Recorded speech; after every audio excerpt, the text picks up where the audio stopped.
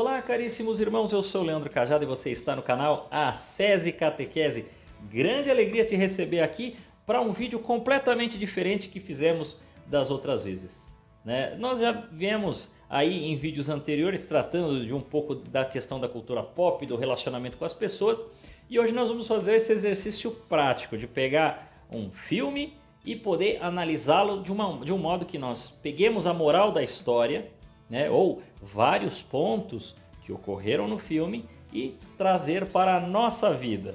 Porque é ficção, poxa, é um filme que eu vou trazer, é o filme Homem-Aranha Sem Volta para Casa. Então o filme é ficção, não tem muito o que trazer para a nossa vida. Afinal de contas, ninguém fica escalando parede, jogando teia para cima e para baixo. Não é essa a intenção. Mas existem dois personagens que nós podemos chamar ali de personagens principais, que é o próprio Homem-Aranha, do Tom Holland, e a MJ, que é a namorada dele, que não é Mary Jane. Isso fica claro no filme que ela não é a Mary Jane. Mas, se você ainda não assistiu o filme, e é normal, pode acontecer, eu não tenho como dar a moral da história, explicar dois pontos aí que eu acho que são importantes para a nossa vida. E para essa geração de jovens, então, nem se fala. Então, se você não assistiu, assista esse vídeo depois. Mas se você já assistiu, fica aqui comigo. Vamos tratar de dois pontos. Um ponto da MJ e o outro do Peter Parker. Para a gente poder compreender melhor. Bom, se você ficou aqui, depois que passou aí a imagenzinha do canal, então saiba que não tem como eu não contar segredos do filme, porque faz parte.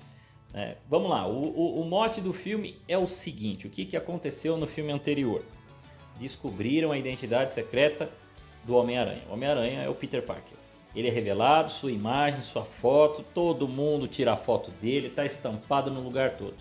Existe um processo contra ele, existe um processo criminal, tudo está em análise, ele não foi preso, mas está com a corda no pescoço, e ele precisa resolver. Só que isso cria um problemaço na vida dele.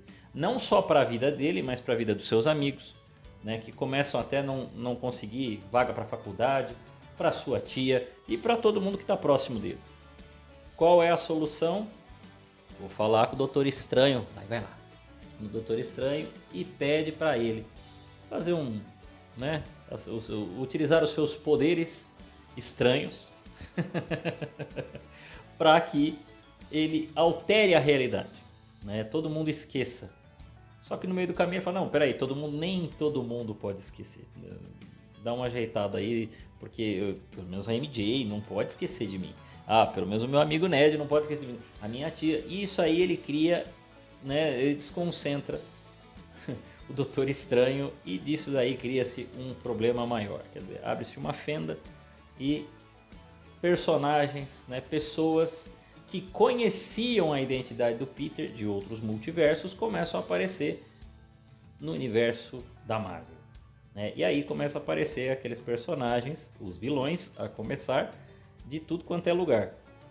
Dos filmes anteriores do Homem-Aranha, que não contracenaram com este Peter Parker, mas com os outros. E logo depois vão contracenar também, vão aparecer neste universo por conta de tudo isso, os Homem-Aranha que estavam nos filmes anteriores, os protagonizados pelo Tobey Maguire e o Andrew Garfield. Eles se encontram os três. Poderia ser uma catástrofe juntar todo mundo e fazer um filme com esse fanservice todo. A molecada, quando assiste, fica num frisson lascado. Mas vou dizer para você, se você só ficou pelo fanservice, você perdeu o mais importante que o filme ensina. Tem duas coisas muito importantes. Eu ia explicar só a questão do Peter Parker, mas acho que o que acontece com a MJ é muito importante. Porque muita gente assim já gosta, porque é uma atriz, me parece que é uma atriz competente, a menina. Mas eu tinha um incômodo muito grande com ela. Qual era o meu incômodo? O meu incômodo era: criaram uma MJ diferente da Gwen Stacy e da Mary Jane. Ok, tem que ser mesmo diferente, não precisa ser igual, a mesma característica, mesma personalidade. E essa tem uma personalidade aparentemente mais forte. Aparentemente, até este filme eu achava que ela tinha. Mas muitas vezes me parecia que eles tinham criado só para fazer o que hoje em dia também na moda, que a mulher ela não tem que ser completamente independente e tal, mas como ela se apaixona, então ela precisa de alguém, ela namorava o Peter Parker. Mas ela era extremamente forte, não depende de ninguém, tem resposta na ponta da língua, ela que dá o primeiro passo antes do Peter, porque o Peter é um pouco mais tímido, ela é... Mas neste fica claro uma coisa que eu acho que humanizou a personagem demais, que mostra que toda aquela empáfia dela, na verdade era o quê? Uma fraqueza. Ela estava se escondendo mediante as incertezas da vida. Ela mostra ali suas fraquezas por questão de que ela não sabe se vai passar na faculdade, ela já está esperando o pior, porque ela sempre espera o pior para não se decepcionar. Então, como ela sempre espera o pior para não se decepcionar, ela tenta fazer tudo certinho, ela tenta estar por cima de todas as situações, ela tenta mostrar que ela não tem fraqueza, e aí ela tenta evitar de mostrar que ela tem medo. A não ser quando ela tá junto com o Homem-Aranha, ela tem que sair voando por aí ela passa mal. Aí realmente ela mostra que ela é, porque ali ela está totalmente dominada, ela está sob a fraqueza dela, porque ela tem medo de altura. E também vamos combinar, né? Se você não é o Peter Parker para sair, né, no meio das coisas ali, tem até uma cena do metrô que, pelo amor de Deus, né? Então ela mesma fala, não sei como é que você não solta, né, tudo para fora aí quando tá passeando com a teia. Ela mostra a sua fraqueza, né? Então toda aquela fortaleza, aquela menina forte e tal, fica mais forte. É isso que é o interessante, fica mais forte quando ela quebra todo aquele perfeccionismo. Às vezes a gente quer ser muito perfeccionista e aí a gente cria um personagem forte em nós, então a gente aparece para todas as pessoas que a gente não tem fraqueza, que a gente não tem problema, que a gente é maravilhoso. Será que a gente faz isso? Será que você faz isso também?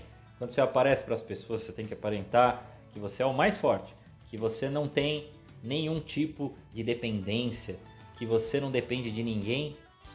E aí, será que a gente está sendo verdadeiro? Será que a gente está sendo sincero? Né? Precisamos criar esse personagem perfeito que ela criava? Ou é melhor a gente encarar a vida? Podemos ter dificuldades, as coisas podem acontecer ou não.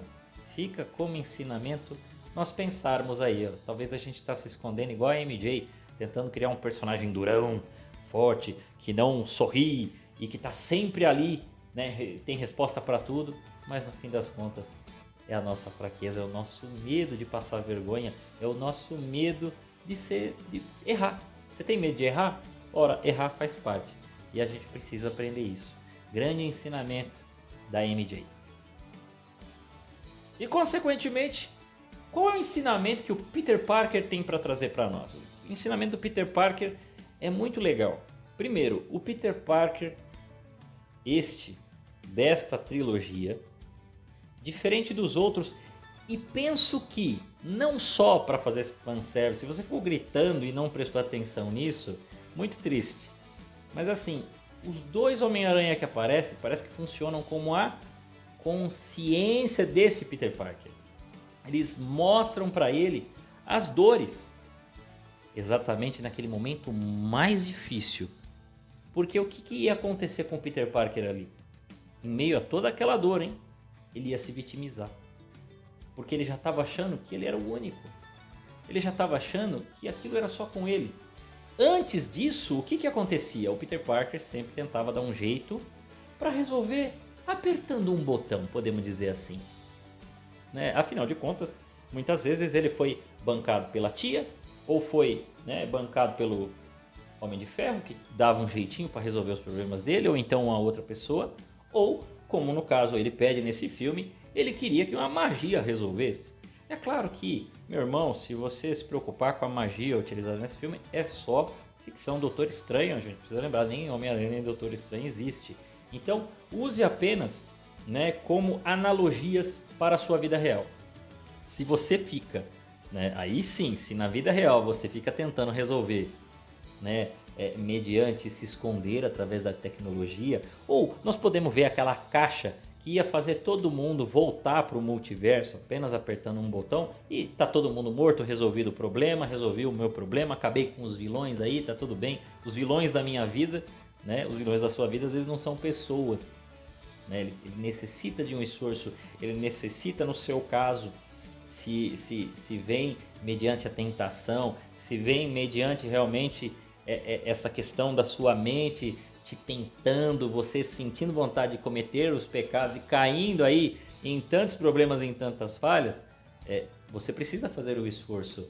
A começar o esforço da oração, segundo, o esforço de buscar viver virtudes verdadeiramente sãs, corretas, né? Viver a prudência corretamente. E a tia May, nessa hora, dá uma aula para ele, mostrando que não. Você não pode simplesmente apertar um botão para resolver os problemas. Você precisa sanar o problema. Você precisa resolver o problema, porque o problema é que estes homens são pessoas comuns. E eles estão todos perturbados. E você quer resolver o problema, você vai precisar tirar a perturbação deles. Podem ser perturbações nossas. E às vezes a gente quer enfiar lá no fundo da consciência, esconder debaixo do tapete, assim como todos os outros problemas o Peter Parker fazia assim, né? Deixava na mão do outro, o outro resolvia, o outro dava um jeito. E a tia dele falou, chega, resolva o problema. É claro que quando a gente vai resolver o problema, a gente assume verdadeiramente a nossa vida, a gente quer ser protagonista da nossa vida, a perseguição virá. Não é que as pessoas vão te perseguir, né? Saia do coitadismo. Mas as consequências de querer ter uma vida correta, de querer assumir o protagonismo e nisto permitir que a graça mostre para você o caminho e você não fique tentando atalhos, mas você siga o caminho que tem que seguir, né? E seguir o caminho de Cristo é impossível, não tem atalho, né? Pode esquecer que não vai ter atalho, é seguir a cruz. Então, consequentemente, você precisará crescer.